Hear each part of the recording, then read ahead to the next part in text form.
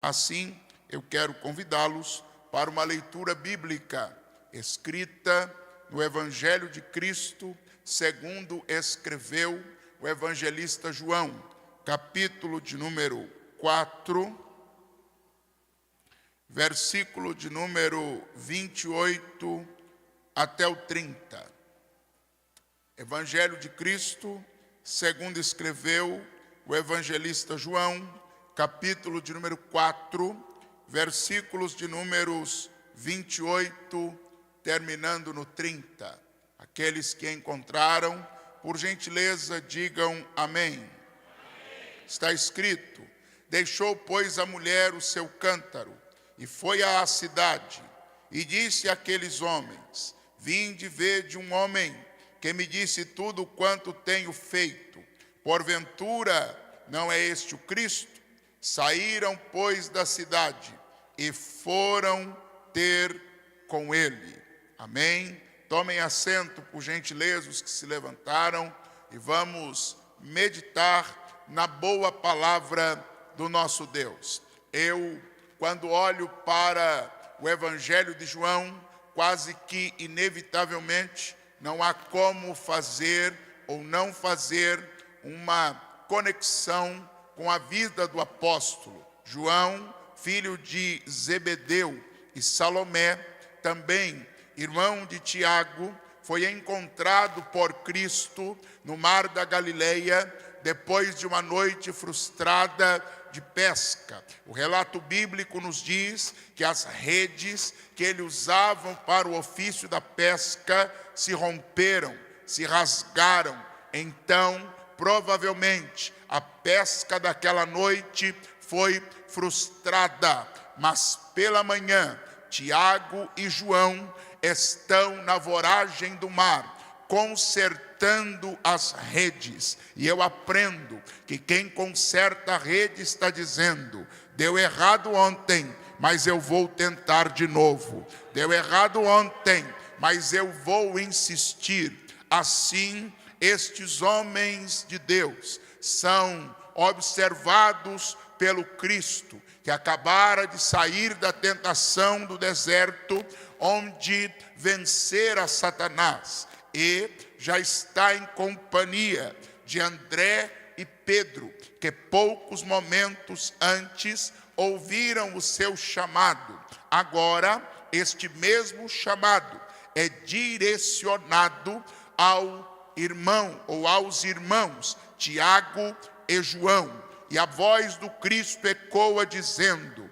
vinde após mim, e eu vos farei pescadores de homens. O chamado está feito, a convocação está feita, e a resposta que aqueles dois irmãos dão é maravilhosa. Eles deixam as redes, deixam o barco, deixam seu pai para seguir a Jesus. Seguir a Jesus implica em renúncia. No Evangelho de Lucas, capítulo 9, versículo 23, está escrito: palavras do meigo Nazareno: se alguém quiser vir após mim, negue-se a si mesmo, tome sobre si a sua cruz e então siga-me. Estes irmãos, Tiago e João, agora passam a fazer parte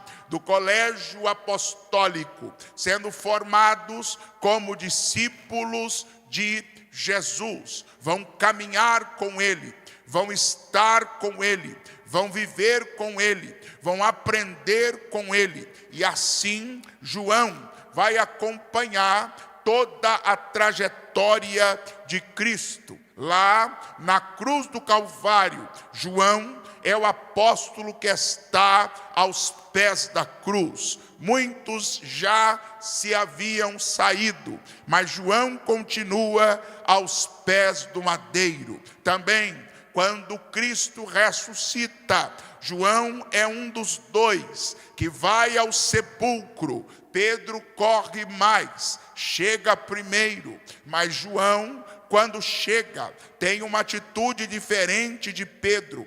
Pedro para na porta da sepultura. João se abaixa, entra, e o evangelista nos diz que entrando, ele vê os lençóis no chão e vê o lenço dobrado na cabeceira da pedra. Os lençóis no chão declaram que aquilo que envolvia o corpo morto de Jesus não envolve mais. Os lençóis no chão são testemunho de que ele ressuscitou. Os lençóis no chão são testemunho de que ele venceu a morte. Mas o lenço que havia sido colocado sobre sua face, dobrado na cabeceira da pedra, arremete-nos a um costume do Senhor. Quando o servo estava servindo, se o Senhor amassasse o lenço e deixasse de lado, a mensagem era: pare de me servir, não me sirva mais. Mas se o Senhor dobrasse o lenço e colocasse sobre a mesa, a mensagem era: continue me servindo, me agradei do teu trabalho. Quando João entra e vê o lenço dobrado, ele tem a certeza: devo continuar servindo, devo continuar trabalhando, devo continuar obedecendo. Assim, João vai ser um dos que participam de todo o ministério de Cristo. Agora, no livro de Atos dos Apóstolos, ou dos Atos dos Apóstolos, quando Jesus declara a Pedro a sua morte, Pedro pergunta: e deste, em relação a João? E a resposta é: se eu quero que ele fique até que eu venha, que te há de mister? Desta resposta de Jesus, entendeu-se que João não morreria. E na verdade, a Bíblia vai mostrar que todos os apóstolos já desciam a campa fria, mas João continuava na igreja de Éfeso, pregando e dizendo: filhinhos, é já a última hora.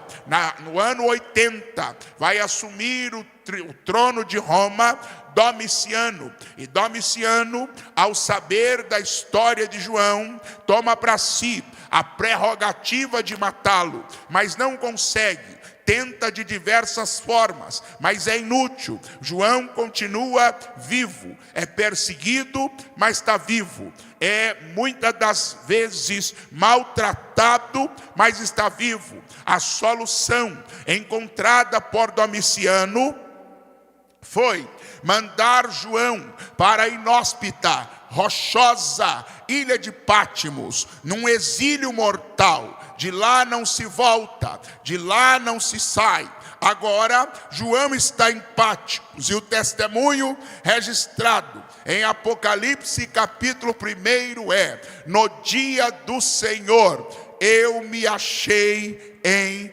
espírito. Tiraram tudo de João, tiraram a oportunidade de estar com a família, tiraram a oportunidade de estar com os amigos, tiraram a oportunidade de estar com a igreja, mas ninguém consegue tirar o Espírito Santo da vida do crente. Está exilado, mas continua cheio do Espírito Santo.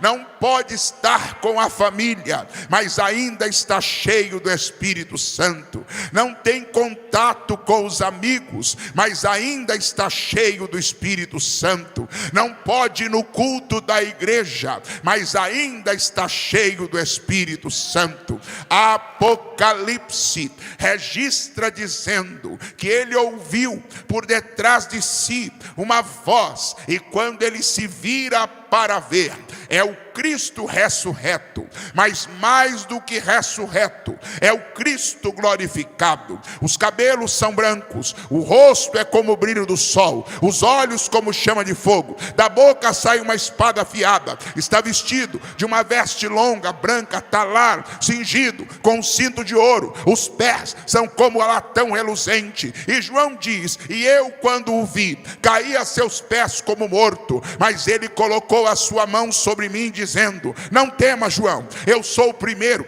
eu também sou o último, eu sou aquele que vive, mas fui morto, mas eis aqui estou vivo para todo sempre, e tenho nas minhas mãos as chaves da morte e do inferno. João receberá a magnífica revelação do Apocalipse, e ao invés de morrer em Pátimos, ele sairá de lá. Mas o que me chama a atenção é o cumprimento da palavra do Messias. Jesus disse: se eu quero que ele fique até que eu venha. A única aparição de Jesus na terra, visivelmente, depois da sua ascensão, não em sonhos, não em visões, mas descendo, é no Apocalipse. Jesus disse para João: ainda antes de você morrer, eu desço para te visitar. Ainda antes de você morrer, eu desço para te fortalecer. Ainda antes de você morrer, eu trago revelação. Ainda antes de você morrer, eu te mostro a glória. Ainda antes de você morrer, eu te levo a uma dimensão maior. Assim,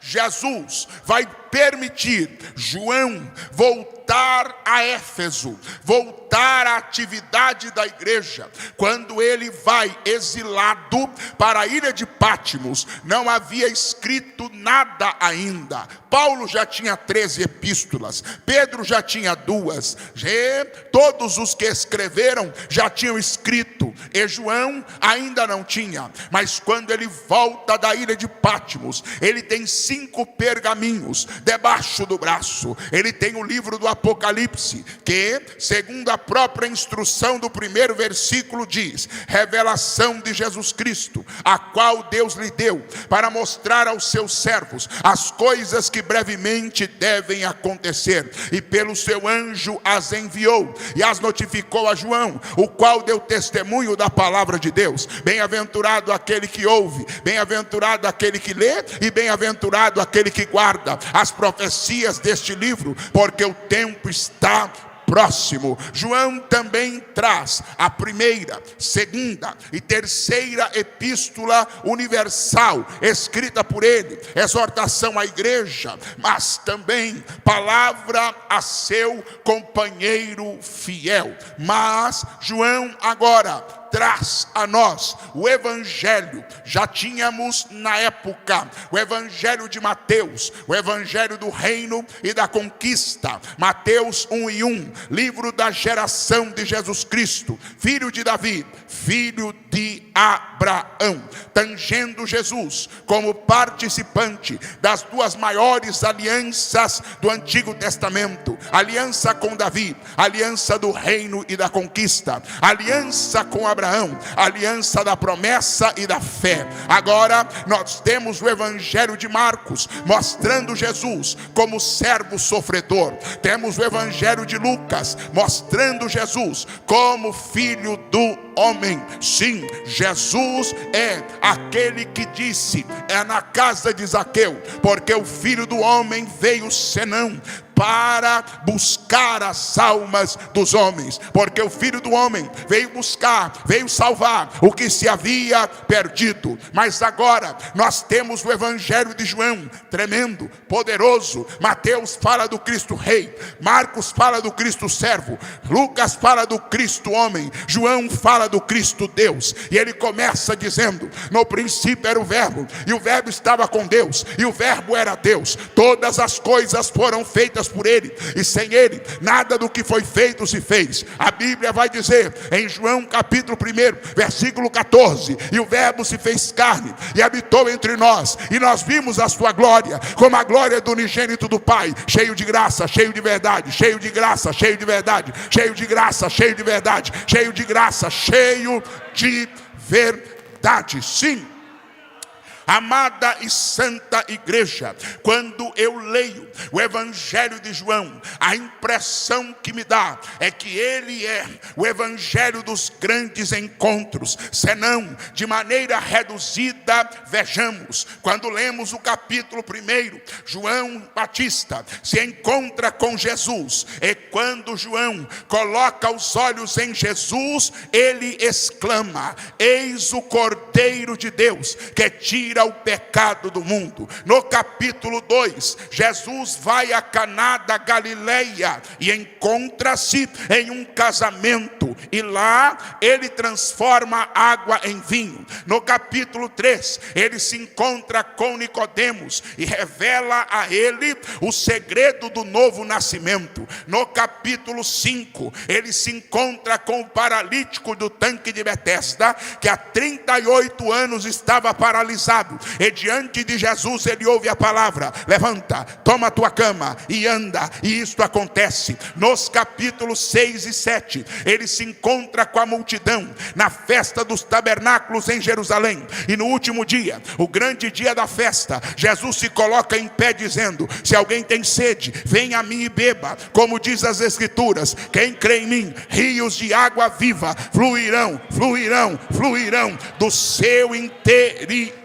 E isto estava se referindo ao Espírito Santo, que seria dado a todo aquele que cresce em Jesus. No capítulo 8, ele se encontra com a mulher, aleluia, adúltera, agora diante de uma multidão sedenta por apedrejamento, e de uma mulher flagrada em adultério. Jesus vai dizer: se alguém dentre vós não tem pecado, atire a primeira pedra, começando dos mais velhos até os mais novos. Todos saem, ficam Jesus e a mulher, e a palavra de Jesus para a mulher foi: ó mulher, onde estão os teus acusadores? Ninguém te condenou? E na negativa dela, ele responde: também eu não te condeno, vá e não peques mais. No capítulo 9, ele se encontra com o cego de nascença e o cura, e faz com que aquele homem que nunca tinha enxergado voltasse a enxergar. No capítulo 10, diante da multidão, ele declara: eu sou o bom pastor, e o bom pastor dá a vida por suas ovelhas. Também no capítulo de número 11, ele volta à aldeia de Betânia. Lázaro já estava sepultado fazia 4 dias, mas ele vai para frente da sepultura e dá uma ordem: tirai a pedra. Alguém replica: Senhor, já cheira mal. E ele continua na ordem: tirai a pedra. Quando a pedra é removida, o brado do cordeiro é dado: Lázaro, sai para fora. E Lázaro não sai, todo, aleluia, carcomido pelos bichos da morte. Ele sai ressuscitado inteiro, tanto que Jesus diz: desatai-o e deixai-o ir. Ele venceu a morte, ele venceu a morte.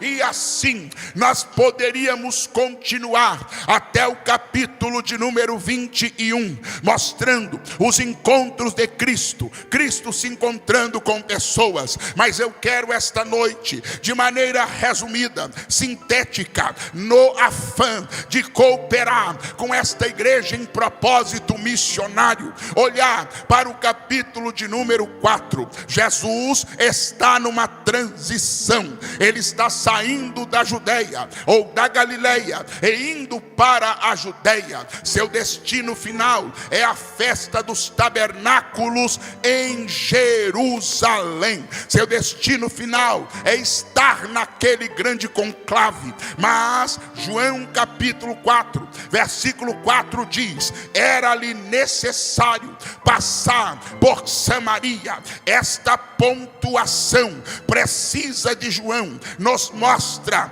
uma necessidade geográfica, territorial, mas que era evitada, era deixada de lado na cultura judaica, porque judeu não passa em Samaria. Samaritano para judeu ortodoxo era chamado de cão, povo sem valor, povo de mistura.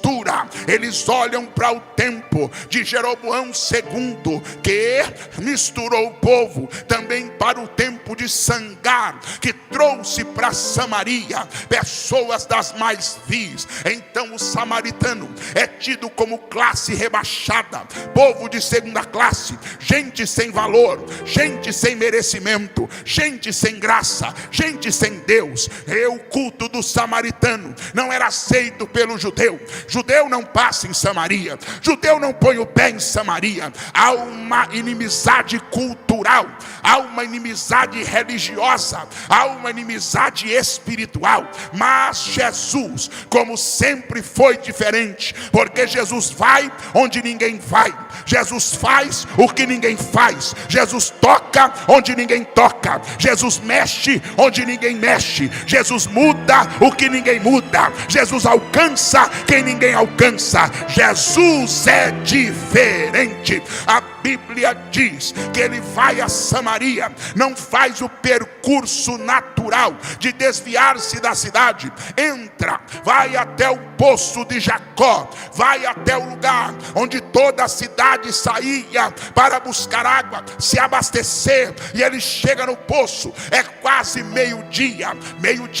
segundo a tradição, pelo alto calor e pela fadiga do dia, ninguém ia buscar água, mas Jesus chega lá, porque ele sabe que tem uma mulher que está fugindo da sua sociedade, fugindo das críticas, fugindo dos olhares, e ela vai chegar ao meio-dia. Ele para na frente do poço, chama Pedro, Tiago, João, André, Mateus, Judas e todos os discípulos, e dá-lhes uma ordem: entrem na cidade e comprem pão. Me parece não convencional mandar 12 homens comprarem pão para 13. Me parece não convencional mandar 12 homens comprar comida para 13. Mas como ordem de Jesus, não se discute, se obedece. Se ele mandou, ele sabe o que está fazendo. Os 12 discípulos saem na direção da cidade. Eles vão entrar na cidade. Saliento, eles vão entrar na cidade.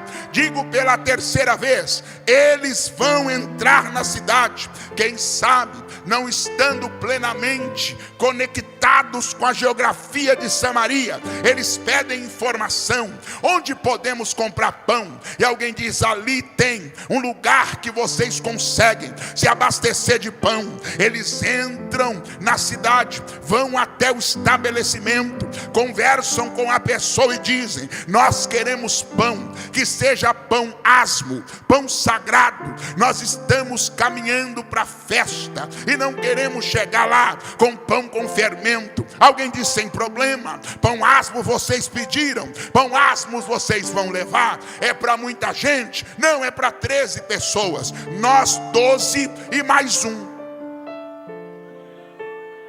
Ok, pão embalado. Judas põe a mão no bolso, pega moedas, paga. Eles fornecem-se de pão e diz: pronto, a ordem foi dada, vamos voltar. No interregno de tempo em que eles estão fazendo a caminhada, lá no poço chega uma mulher, expressão fechada, com seu cântaro, e ela vai tirar água. Ela percebe que, diferente dos outros dias, não tem ausência de pessoas. Tem um homem no poço, e ao observá-lo, ela identifica-o como judeu. Então, na mente dela, ela já tem uma certeza: não preciso cumprimentar, não preciso dar bom dia, não preciso falar nada. É um judeu, é nosso inimigo, nós não temos comunhão com eles. E assim ela procede. Ela chega, provê-se de água, enche o seu cântaro. Penso eu que ela já está se preparando para ir embora. O mesmo Jesus vira-se para ela e diz: mulher, dá-me de beber. A resposta dela não é educada e nem delicada. A resposta é ríspida. Como sendo tu judeu, me pede de beber a mim, que sou mulher samaritana? Mas ela não sabe com quem está falando. Ela pensa que está travando uma batalha cultural, étnica. Ela pensa que está travando uma batalha de povos. Mas a resposta que ela vai ouvir é: ah, mulher, se tu conheceras o dom de Deus e soubesses quem fala contigo, tu me pedirias e eu te daria água viva. Quem beber da água desse poço voltará a ter sede, mas quem beber da água que eu lhe der nunca mais terá sede.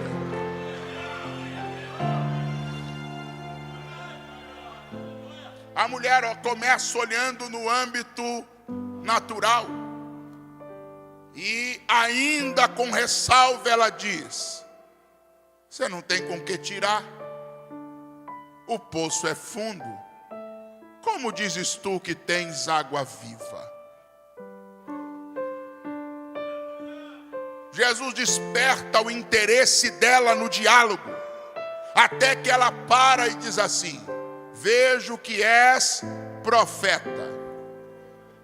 E se é profeta, eu tenho uma pergunta. Nossos pais adoraram no Gerizim. Vocês dizem que é no Moriá. Onde é que eu adoro? A resposta é: mulher, crede-me, que a hora vem, e agora é, em que nem no Gerizim, nem em Moriá adorareis ao Pai. Porque Deus é Espírito, e importa que os que o adorem em Espírito e em verdade. As palavras de Jesus penetram-lhe o coração. E ela então decide pedir a água. Ela diz: me dê dessa água viva. Eu quero beber. Eu não quero mais ter que ficar diariamente voltando a esse poço. Jesus vai a ela dizer: vai na tua casa, chama teu marido. O diálogo fica tenso de novo. Ela enrijece o semblante e responde com os dentes semicerrados: eu não tenho marido. Jesus, com graça e sabedoria, diz: disseste bem, não tenho marido, porque tiveste 5 maridos, e o que tens agora não é teu marido. A mulher é tão impactada com a revelação, a mulher é tão impactada com a palavra de Jesus, que ela para e diz: eu sei que o Cristo, o Messias, a maior promessa, ele vem, e quando ele vier, nos anunciará tudo. Jesus imediatamente diz para ela: eu sou, eu que falo contigo. Lebada sui kene barashorabai. Rebanama sui decanda lamagashai. Demanagasuri anda lá. O texto então é o que nós lemos. Deixou o seu cântaro. Quando ela chega, sua atenção está no cântaro.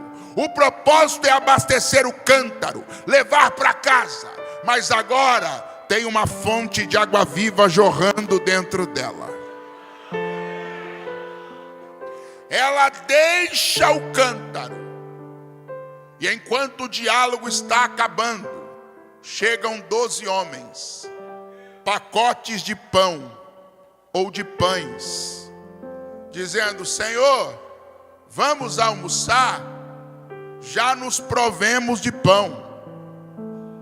Um olha para a mulher e acha estranho, quer indagar, mas ninguém tem coragem de indagar Jesus, porque tu estás falando com uma samaritana. A mulher também não dá atenção aos discípulos.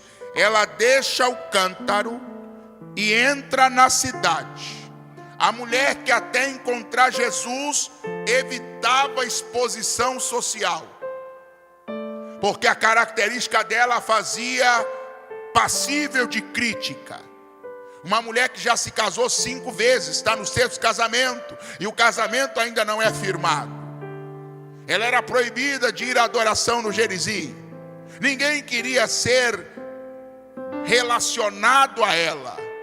Mas ela entra na cidade, não sei se gritando, mas sei que ela foi ouvida. E ela entra na cidade dizendo: venham ver um homem que tem me dito tudo quanto eu tenho feito. Porventura, não é ele o Cristo? Lebanastui decandalai. É interessante que o fato de Jesus revelar-lhe a sua condição pecaminosa não faz com que ela o critique. Hoje em dia, se você falar de pecado de certas pessoas, eles processam você. Hoje em dia, se pregar pesado contra adultério, o adúltero fica muito bravinho. Se falar de mentira, o mentiroso se escandaliza. Se falar de infidelidade, o infiel vira as costas e vai embora do culto. Mas a mulher não, ela ouviu e disse: se Deus está revelando é porque eu sou isso. E se eu estou diante do Messias, Ele vai me trazer perdão. A mulher entra na cidade e o texto me sugere, e pelo que eu já estudei, o que eu entendo não está fora. Saíram, pois, da cidade e foram ter com ele. Dois tipos de pessoas entraram e saíram da cidade. Primeiro, 12 discípulos, homens chamados, que andavam com Jesus, que viam milagres, que ouviam a palavra, que ouviam o mandamento, que viram a sua glória. Entraram na cidade, mas só trouxeram pão. Segunda pessoa no texto que entra na cidade, uma mulher samaritana, encontrou Jesus hoje, ouviu Jesus uma vez só, nunca andou com Jesus, nunca viu milagre, nunca viu prodígio, mas ela entra na cidade e traz a cidade inteira. A minha pergunta missionária em Teresina esta noite é: o que nós somos? Comprador de pão ou ganhador de alma? Qual é o nosso comportamento como igreja? Qual é a nossa atitude como igreja? Você anda com Jesus, você ouve Jesus, você conhece Bíblia, você tem o Espírito Santo e passa o ano inteiro sem ganhar ninguém. Tu é comprador de pão.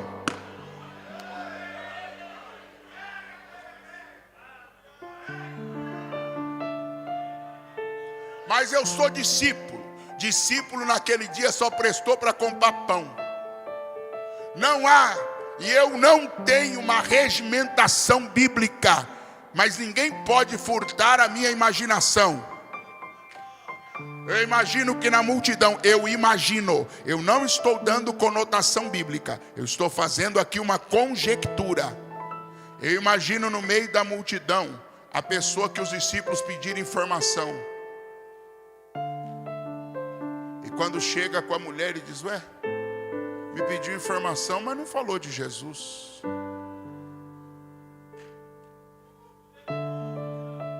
Eu imagino no meio das pessoas que saíram da cidade, o dono da padaria, olhando para Pedro e dizendo: bonito, hein? Tu tinha a palavra que podia salvar a minha alma e não me falou nada. E quantas vezes nós estamos agindo como os discípulos em Samaria? Usamos do mundo, negociamos com o mundo, compramos no mundo, mas não evangelizamos ninguém. Entramos e saímos de ambientes e não falamos de Jesus. Transitamos no meio de pessoas que estão indo para o inferno e não falamos do céu. Estamos virando assistente de culto. E nem culto a gente presta direito mais. Eu sou de um tempo que crente chegava na igreja e dobrava o joelho para orar. Hoje crente chega na igreja e senta para esperar o culto começar. Isso aqui não é teatro e nem cinema.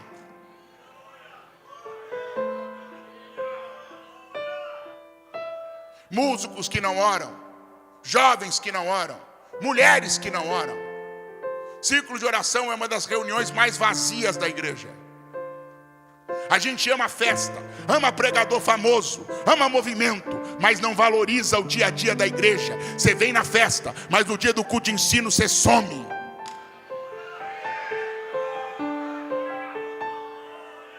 Você gosta de fazer fundinho musical, para relaxar. Isso aqui não é sauna, meu filho, isso aqui é culto. A gente não está aqui para relaxar, a gente está aqui para ser confrontado. Porque evangelho que não te confronta, ele não te salva. E evangelho que não te salva não presta.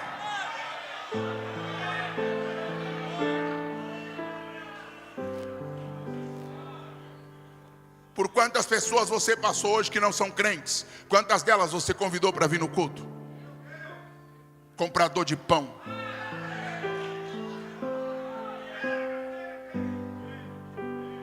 Seus familiares estão se preparando para vir para sua casa, passar festejo de final de ano com você. Sabe o que você vai fazer? Você vai não vir no culto da virada para ficar com eles, fazendo churrasco, enquanto eles se embriagam, enquanto eles bebem, e eles estão te achando legal, porque você parou de ser um crente radical. Agora dá para vir na sua casa. Antigamente você era muito chato, ia para o culto, deixava eles lá e voltava depois contando as maravilhas. Hoje você fica com eles, comprador de pão.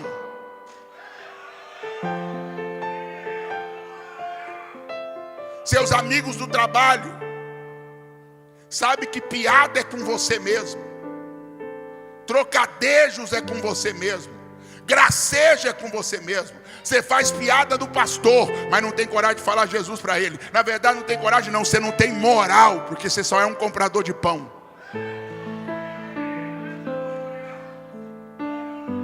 Pastor Ângelo, nós nunca mais lhe convidaremos a Teresina. Quem vive de convite é gráfica. Eu vivo de direção de Deus.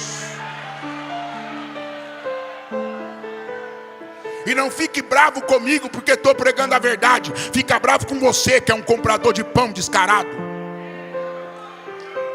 Ah, pastor, mas foi Jesus que mandou. O mesmo Jesus disse que quem só faz o que manda não presta para nada.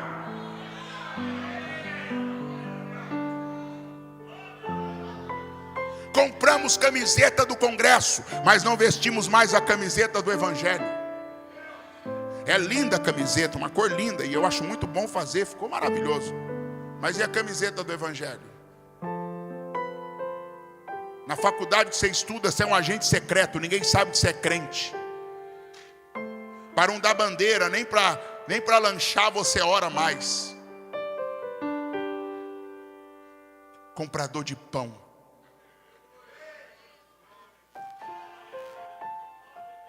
Você critica tudo. O culto passa 10 minutos do horário que você acha que tem que acabar. Você já está bravo, já está querendo ir embora, já quer pegar a bolsa, pôr nas costas e ir embora. Comprador de pão.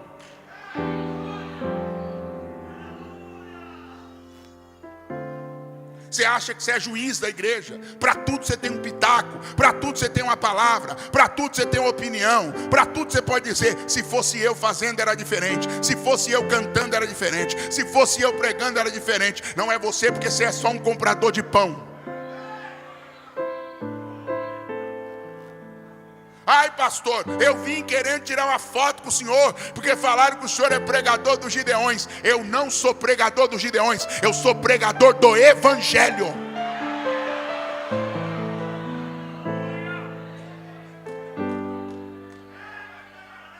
Sua Bíblia não tem um folheto.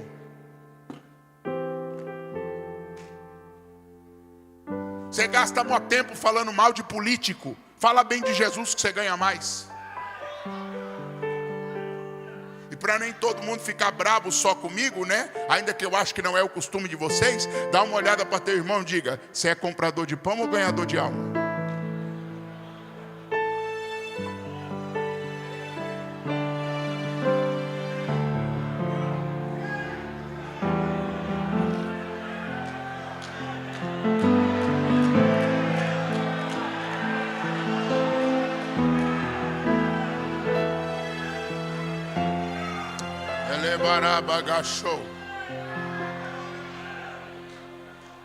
Termino esta simples reflexão. Pense comigo. Quem tem mais teologia, Pedro ou a mulher samaritana? Quem tem mais vivência espiritual, Pedro ou a mulher samaritana? Quem tem mais credenciais religiosas, Pedro ou a mulher samaritana? Agora, quem ganhou alma, Pedro ou a mulher samaritana? De que adianta a gente ter diploma de teologia na parede e não ter palavra para pregar para ninguém? sabe tudo de amar teologia, sabe tudo de pneumatologia, sabe falar o grego, o hebraico, sabe falar o aramaico, sabe os idiomáticos da Bíblia, mas senta do lado de alguém no ônibus e não fala nada. Comprador de pão.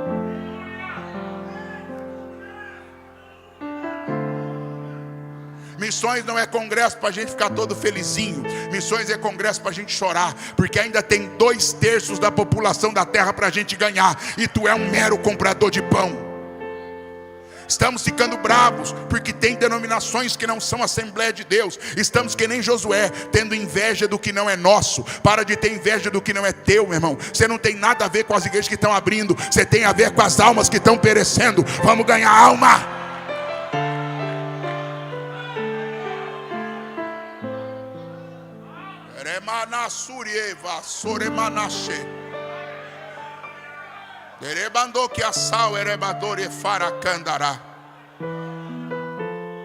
Judas está mais preocupado com a bolsa para pagar o pão. Comprador de pão tem dinheiro, ganhador de alma tem unção. Comprador de alma está preocupado com a bolsa, de vez em quando dá uma roubadinha no que tem nela ainda. Comprador de pão,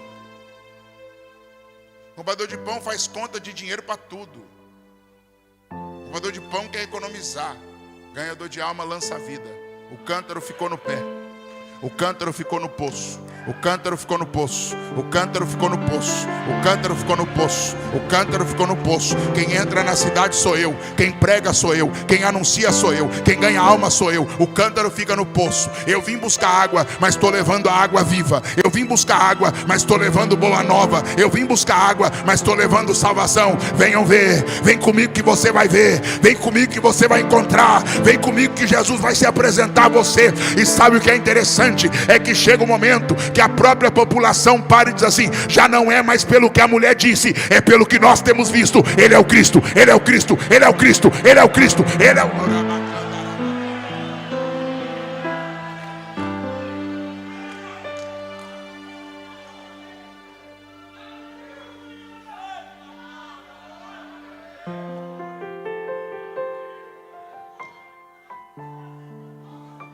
David Brainerd precisava voltar da missão. Gastou décadas da vida ganhando almas. Voltou e foi a um culto de jovens e fez um apelo: quem quer ser missionário? Ninguém se apresentou. Voltou para casa e disse à esposa: arrume as malas. Se os jovens não querem ir, os velhos continuarão lá.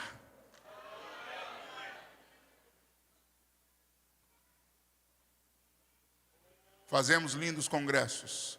Onde estão as almas?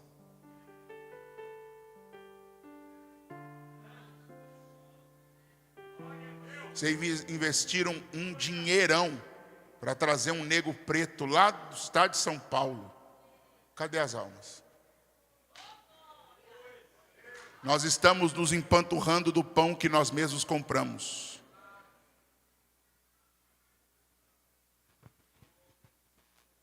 Fazemos congresso para ficar feliz, para sair dizendo: pregador dos Gideões pregou lá para a gente. E na sua igreja, comprador de pão.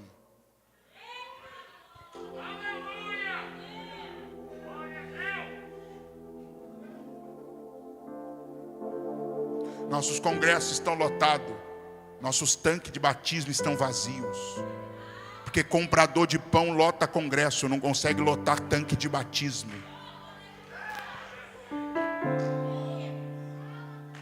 Ai, pastor Ângelo Galvão, não gostei do senhor. Eu sou casado.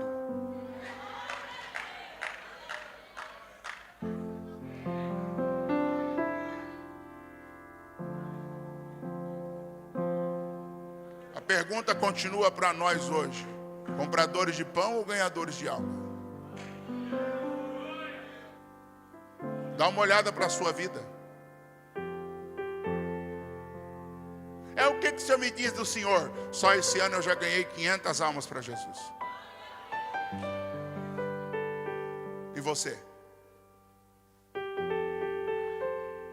Seu pacote de pão está intacto. Seu pão está quentinho. Porque tudo que você é um miserável de um comprador de pão. Domingo você passa a tarde inteira assistindo televisão. Não evangeliza ninguém. Você tem até time de futebol preferido agora. Ah, eu sou do Vitória, ah, eu sou da derrota, ah, eu sou do preto, ah, eu sou do branco. E os de Jesus, cadê? Estamos tão conformados com comprar pão, que a gente está esquecendo o valor das almas. Sei que vocês não gostaram de me ouvir, mas eu me lembrei de quando eu era criança, de muitas surras que eu tomei da minha mãe. Eu lembro de merecer apanhar e não apanhar, mas não lembro de apanhar sem merecer. Vou repetir. Eu me lembro de merecer apanhar e por algum motivo não apanhar, mas todas as surras que eu tomei da minha mãe, eu merecia apanhar. Se você acha que não merecia apanhar hoje, desculpa. Mas como a gente diz lá em São Paulo, taca que dá em Chico, bate também no Francisco.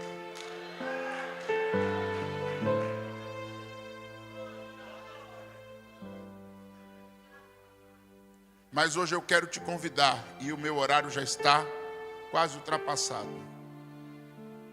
Nós precisamos ser ganhadores de almas. Eu te convido, eu posso orar? Se tu é comprador de pão, fica sentado. Tem bastante, hein?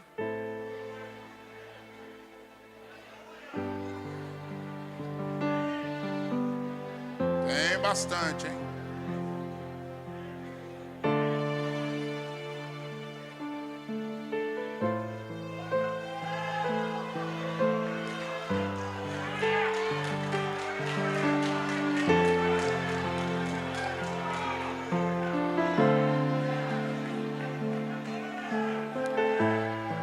Eu estou direcionado pelo Espírito Santo. Nenhum pregador que quer fazer agenda prega uma mensagem dessa na primeira vez que vem na cidade. Nenhum. A gente prega a sabor de mel. Mas eu só estou obedecendo. E eu vou ter coragem essa noite de dizer: se você quer deixar de ser comprador de pão e voltar a ser ganhador de alma, sai do seu lugar e vem à frente, eu quero orar por você.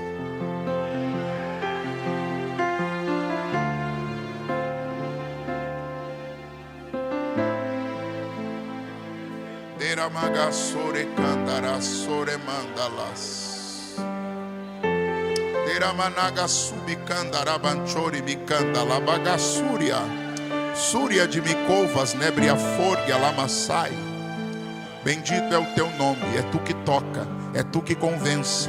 Espírito Santo de Deus, eu acabo de pregar a palavra que incitaste ao meu coração. Fui fiel, Senhor. Nenhum pregador, no primeiro dia que prega numa cidade, prega uma mensagem tão confrontadora como esta, tão desafiadora como esta. Mas hoje à tarde, enquanto eu estava com meus joelhos dobrados, o Senhor me deu esta mensagem e eu não temia em pregá-la. Agora move quem é teu. Nós precisamos de ganhadores de almas. Nós precisamos de ganhadores de alma. Chega de sermos compradores de pão.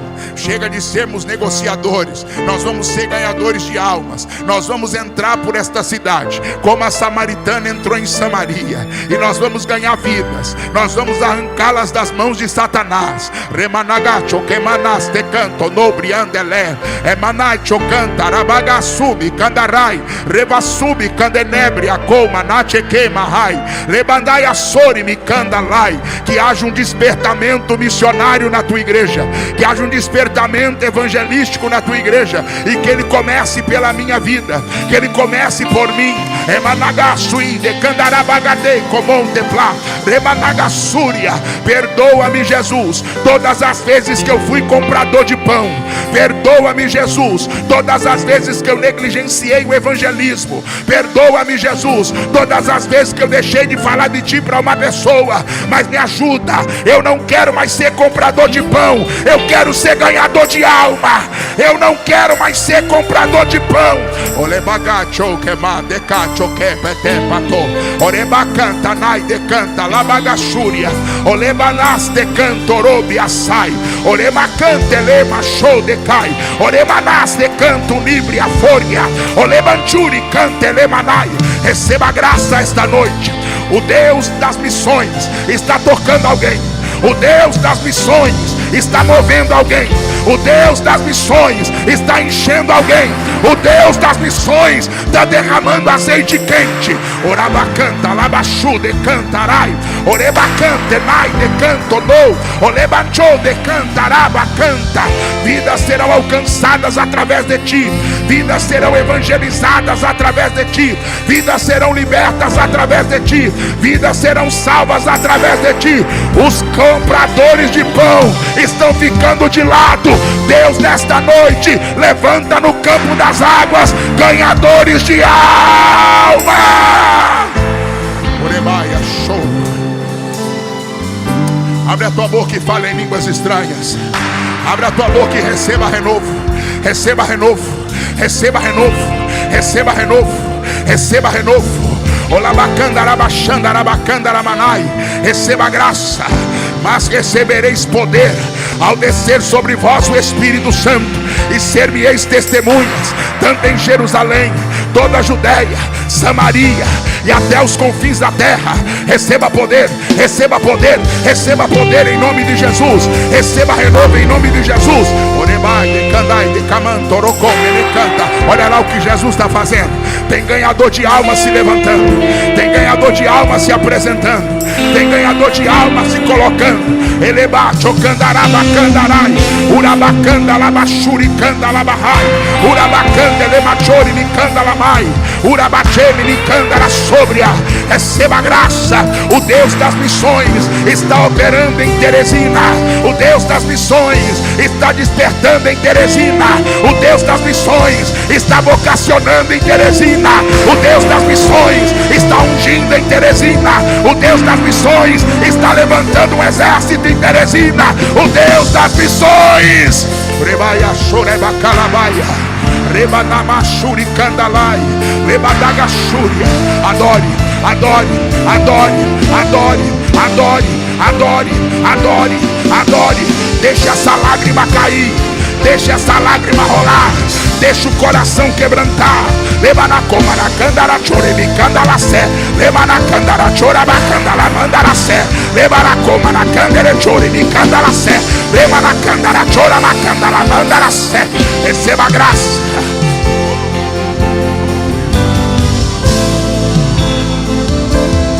Aleluia. Levante o ramachui de canchoras. Ele canchui de cancho ramachui de cancho banara. Aleluia, aleluia, aleluia. Levante o rica manaché. Aleluia, aleluia, aleluia, aleluia, aleluia. Aleluia, aleluia. Ademanchuirina bashui de canto maras.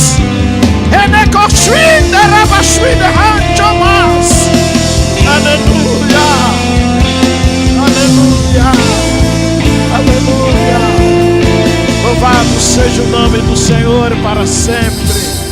Aleluia. Aleluia. Graças ao Senhor Deus Todo-Poderoso. Aleluia. irmãos voltem ao seu lugar, glorificando e adorando ao Senhor nosso Deus.